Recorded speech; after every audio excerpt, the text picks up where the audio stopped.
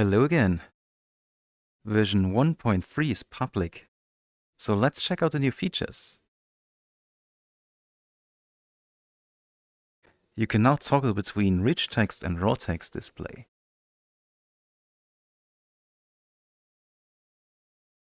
The settings now contain probe version information. A yellow arrow indicates that there's an update available. Click it to update the probe to the newest version. What does it include? For one, there have been several bug fixes and performance optimizations, but there have also been new features. The most notable one is the restore feature, also known as the time machine. It added two outputs to the value probes, one imports with a value, to allow you to go back in time.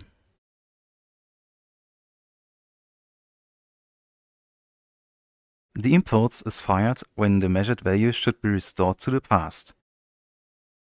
Simply cast or unbox before you write it.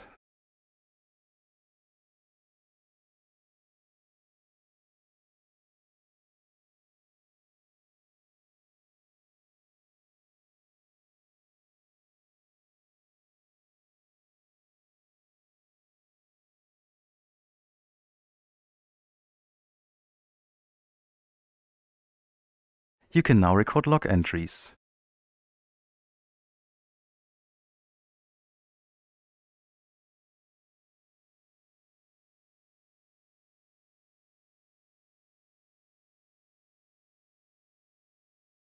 A green indicator shows if a log item has the original value in store.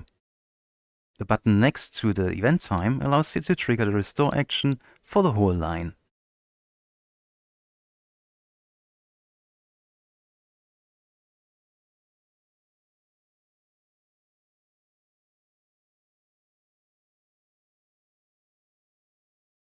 That's all for now. Thanks for watching.